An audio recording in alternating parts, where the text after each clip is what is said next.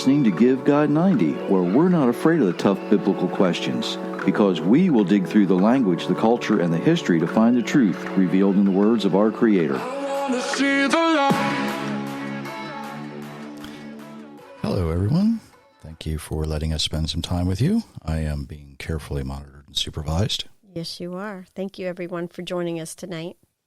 Although, from what you can't see, I might be the one needing to do the supervising today. Maybe. She was playing with her chair. If you like what you hear here, you know, those share buttons, like buttons, all those things just make it easier for people to find us. If you haven't been to givegod90.com lately, you're going to check that out. Author Jerry Mitchell's where the books are sold. I think that's all the advertising I need to do. I hope. If I need to do any more, I'll think of it along the way. Lots of things going on. You know, it's springtime here where we're at, and rainy today, and we needed it. We could use another little bit. Always good thing to have the rain when you need it, and have the sunshine when you need it too. So,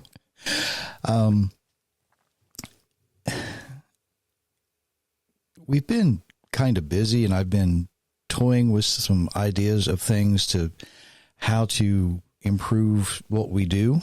And I've had people make suggestions. Some of you want video, and that's okay, I guess. It would mean a couple of things. It would mean that the audio portion I would have to strip out and publish later. So it might be, you know, sometime after the video is done by an hour or so or more. I'm not sure exactly how that is going to work, but we'll see what happens. It will also mean, because somebody sitting next to me doesn't always like being on video, that I do not.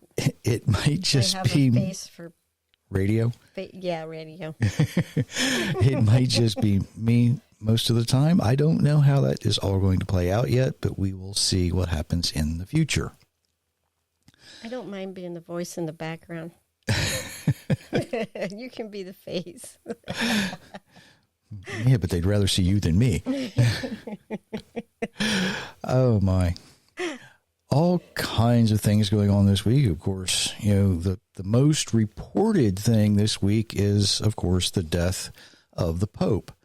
And, you know, I think everyone would agree that when somebody leaves this world, it has a profound effect on anyone who knew them or looked up to them.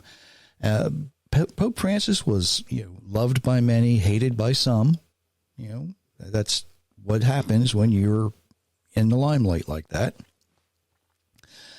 And I've never been Catholic, and I have studied and researched the Catholic faith. There's one aspect that's difficult for me to understand, and that is how the people of the Catholic faith can become so close to the Pope in such an emotional way. You know, the closest thing I think I can associate that with may be the assassination of United States President John Kennedy back in 1963. You know, a lot of people loved him. Some people hated him. You know, like I say, that's what happens when you're in that kind of a position. Kennedy's death did not only have a profound effect on everyone at the time, we're still talking about it today with all the conspiracies and everything around, right? Now, I will admit and confess I am probably one of the least emotional people you will ever find. So it's hard for me to grasp how someone can be emotionally attached to someone they were not really close with. They just looked up to and admired. That doesn't fit in my spirit. I don't know why, don't know how. It's just the way it is. But anyway, the job of selecting a new leader for the Catholic Church will begin probably sometime week after next, I think, is when that's scheduled for.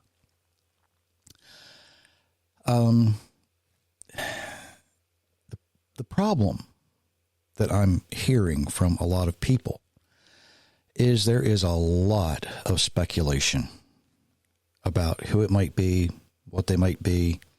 And unfortunately, from the Christian point of view, both Catholic and Protestant as well, there is an awful lot of prophesying going on about, oh, is this going to be the last pope? Is his name going to be Peter? Is this going to happen? Is that going to happen? You know, when someone important dies, leader of a nation, leader of a religion, the self-proclaimed prophets are going to, they're going to pour out of the woodwork, and they're going to say, let us connect the dots for you, and all you have to do is send me your money, right? Don't do it. Just don't do it. And as I've said a lot of times before, until the events of biblical prophecy have been completed, you're not going to really know what's going on. Was this prophetic from a biblical viewpoint, or is it just a series of events that were similar? So until the event is finished, we're not really going to know how the Creator actually intends for those events to turn out. So, for anybody to say one way or another, it's kind of like trying to bet on how many raindrops are going to fall in a storm, right? You're not going to know until the storm passes. And even then, it's going to be very difficult to know because who's going to count them, right? So, what we should be doing is watching for these events to unfold, searching the Bible for information that we need to make an informed analysis. You have to be familiar with Scripture so that you could do that. But when we do that, you're going to know for certain if something comes from biblical prophecy or if it's just something else mankind has come up with to compete with the Bible, right? So while we certainly pray for our Catholic friends, just be mindful that there's going to be a lot of things that people say that, 6 months from now aren't going to matter, right? So let's move on.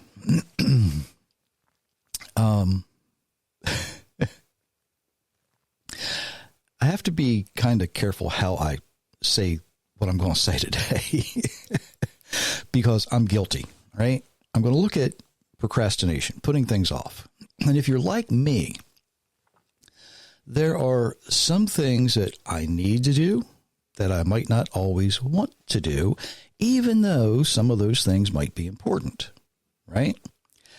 And I'm talking about those little chores, the little jobs that need to be done, but sometimes they're just more trouble than they're worth until they're not.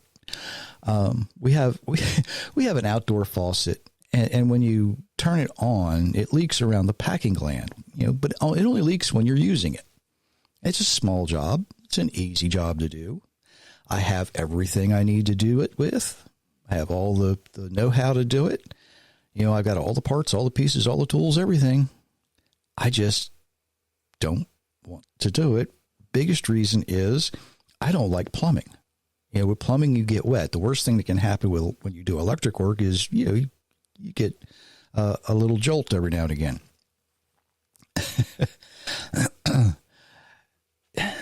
The thing is, it's not worth the cost to have somebody come do it for me. It's only going to take me a few minutes. I know that. But I keep putting it off, and, it'll stop raining in a day or two, and I'll get to it, right? And I need to get to it, before we need to really start using it again, because it's a pain in the neck when it does it. I said in the last episode that there was a small part on my chainsaw that failed, and I didn't have a choice but to wait. I had to put it off until the part came in, right? Now, when the part came in, it took about a minute to put it in and a couple minutes to put it together, and it's back up and running like new. So, that's something I don't mind doing. It needed doing. It was something I couldn't finish a job without, right? Last week, there were some parts that I'd been waiting for. I wanted to make something, but I didn't have everything I needed to make it.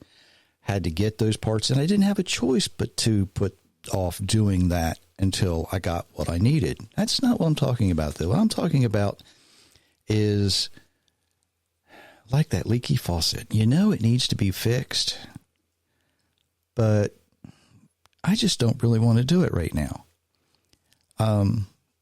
There was a friend of mine years ago. He had a button on his shirt that had come off, and he had the button. He had the needle and thread. I saw him in the department store one day, and I'm like, "What's going on?" He said, "I need a new shirt." I go, "Why?" He said, "Well, a button fell off." "Well, don't you have it?" "Yeah." "You have needle and thread?" "Yeah." "Well, why not just sew it back on?" "I just don't want to." So, people are like that, right? People are like that. And some of you are already probably thinking, why don't I take my own advice? Fix the faucet. And do that before I try to convince you that those little things you might not want to do, to just go ahead and do them. Hey, you're probably right. The irony is not lost on me in that. But I wanted to talk about not putting off until tomorrow what you should probably do today, right? And I don't know how many times I have read Ecclesiastes. I like Solomon because when you really think about what Solomon writes, it makes a lot of sense. And in Ecclesiastes 9:10, he writes, "Whatever you find to do, do with your hands, do it with your might. For in Sheol, where you're going, there's no work, no planning, no knowledge, or no wisdom." Now, Solomon is reinforcing the idea that everyone, both the righteous and the wicked, will face death. So the good things we do, we should do them the best way we're able to do them, right? Just as all of the past popes have died, right? All the past world leaders have died, loved ones and hated ones, right? Everybody all winds up in the place of the dead. Hopefully, the good things they did the best they could do. The evil that they did, that's going to be sorted out on Judgment Day. Those things will be taken care of, right? The Bible is actually filled with examples of people doing things they really didn't want to do. And many of them have one thing in common. So we're going to look at some of those passages, if you would like to read those. Now the two angels arrived at Sodom in the evening, and Lot was sitting in the gateway of the city. When Lot saw them, he got up to meet them, bowed face down, and said, "My lords, please turn aside into the house of your servant. Wash your feet and spend the night. Then you can rise early and go on your way." "No," they answered. "We will spend the night in the square." Genesis chapter 19, verse 1 and 2. Early the next morning, Abraham got up and returned to the place where he had stood before the Lord. He looked down toward Sodom and Gomorrah and all the land of the plain, and he saw the smoke rising from the land like smoke from a furnace. Genesis 19, verse 27 and 28. "Take your son," God said, "your only son Isaac, whom you love, and go to the land of Moriah. Offer him there as a burnt offering on one of the mountains which I will show you." So Abraham got up early the next morning, saddled his donkey, took along two of his servants and his son Isaac. He split the wood for the burnt offerings and set out for the place God had designed. Genesis chapter 22, verses 2 and 3. That night God came to Balaam and said, "Since these men have come to summon you, get up and go with them. But you must only do what I tell you." So in the morning Balaam got up, saddled his donkey, and went with the prince of Moab. Numbers chapter 22, verses 20 and 21. So the two angels that were sent to Sodom and Gomorrah, Lot knew they would need to leave the city quickly. He didn't know what was about to happen. He didn't know that they were going to leave, taking the family with them. He says, look, you stay with me. You can rise early. You can get up early and leave. But the angels knew something Lot didn't know, right? Abraham got up early to see the destruction of the cities.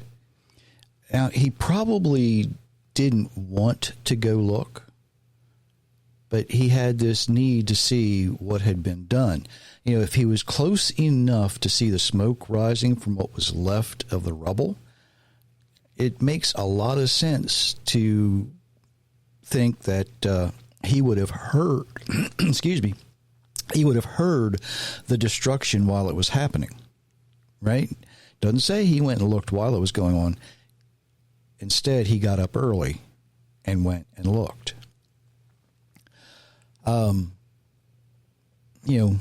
I wasn't there, but it would be very, very difficult, I think, for 5 cities to be destroyed and not make a lot of noise. Chances are he heard it. He just, like a lot of people do when the thunderstorm comes along, they just kind of sit there and go, oh, it's noisy. But you get the picture, right? After the storm, you go out and you look around and see if there's any damage. Abraham does the same thing. Abraham was probably quite apprehensive. He didn't want to take his son and kill him. But what we see is this thing that Abraham didn't want to do. But he woke up early. He needed to get moving. He didn't put it off. He didn't wait until later in the day. He got up early, made all the preparations. He thought something dreaded might happen. But he set out early to do it. I'm not getting up early to fix the faucet. I'll wait till after light. Balaam, on the other hand, was kind of caught between God and man. Balaam had gotten greedy, and he thought he could get away with his plan, but, the Creator had a different plan in mind, right? Balaam heard the words, "Go with them, but only do what I tell you." He knew if he disobeyed, there would be consequences. If you remember Proverbs 16:5, everyone who is proud in heart is detestable to the Lord. Be assured that he will not go unpunished. Balaam probably realized this even before Solomon wrote it. But if you compare that to Abraham's desire to be obedient, the next verse of Proverbs, by loving devotion and faithfulness, iniquity is atoned for, and by the fear of the Lord one turns aside from evil. By loving devotion and faithfulness, your lawlessness is atoned for. So, what are you waiting for? Are you hoping, like Balaam, that your plan for getting rich won't be found out by the Creator? If you're lucky, if you're thinking about doing something like Balaam and trying to pull a fast one, good luck with that, right? Maybe you're kind of hoping that you can somehow hide your sin from God. That's not going to work out well for you either, right? Are you maybe waiting because you think if you begin a conversation with your Creator, He's going to say, you need to change some of the things you're doing? Well, rest assured, that's exactly what you're going to hear. But you probably already knew that, right? Maybe, I don't know, maybe you're waiting because I don't know how to start. I don't know where to begin. Well, that's where Give God 90 might be able to help you a little bit. It teaches you how to make those small changes, beginning with prayer, by the way. small changes you can make every day to live the way your Creator designed you to live. That's available absolutely free at GiveGod90.com. It's that simple. Just go there and follow that, I don't want to say program, don't want to say instructions, guideline, that might be a better word. And you can, hopefully, do these things very easily, very, very easily. Now, some of you might be going, oh, go that next step, go that next step. Well, I'm not going to do the churchy altar call thing here, right? You know, the one where, oh, with every head bowed and every eye closed, just raise your hands if you made your choice to follow the Lord. No, we don't do that here. It's not what we're about. Your faith is very, very personal to you, and it needs to be worked out in fear and trembling. However, how you practice your faith is what we're concerned with, right? What are you waiting for? You know, if you think you should be doing something and I just don't want to do it, like pray, well, you don't have to wait and wake up early to do that. You can do that now. You know, God's hotline is open 24/7. Never closes. There's always somebody on the other end. All right? You never get a busy signal. You don't have to worry about that. Don't have to wait till the office opens. It's always open. He's going to tell you need to change. You need to stop doing whatever sin you're doing. And he'll probably say, you know, instead of taking advantage of people, and instead of trying to hurt people, instead of trying to be something you're not, just do what I gave you the skills to do, the talent to do, and use them in a kind, caring, loving, compassionate way towards others. That's what you're going to hear. You know, if you don't believe me, Isaiah chapter 1. It's all in there. You already have the skills you need to do those things. He's already given them to you. It's your choice to change. And you are the only one who can make that choice. You need to be the one to initiate the conversation. Now, I know some people, and we're friends with some, you know, I had that moment when I was doing this and I heard a voice. And I knew I shouldn't be doing what I was doing. I had to get out of that situation. I had to leave. Those moments are kind of rare. It's kind of rare when the Almighty starts that conversation. You got to be doing something pretty drastic, and He's going to need you for something different when He starts that conversation. Remember Moses? Moses wasn't thinking about having a conversation with the Almighty. It was him. It was God who initiated that conversation, right? And look what happened to Moses. Now, some people might be saying, oh, wouldn't it be great to be a prophet like Moses? Do you know how much trouble Moses went through to lead those people out of Egypt? Do you know how much aggravation he put up with? How much torment he put up with? Is that what you're looking for? I kind of doubt it. So what are you waiting for? Yes, I know I need to take my own advice, and I need to get the faucet repaired. And I'll do it when the weather's cooperative. Hopefully, maybe tomorrow. I hope. And all I have to do is turn off one valve, and there's no water to the faucet. It's not like it's a big chore. Just something little, like sewing a button on a shirt. But what are you waiting for? What are you putting off that needs to be done? And you know you need to do it. If it's like fixing a faucet, it's probably not as important as beginning a conversation with your Creator. But what are you waiting for? Just something to think about until next time. Until next time. And hopefully nothing will get in the way between now and then, but it's springtime. You never know. So until next time, we do wish you many, many blessings, everyone. Absolutely.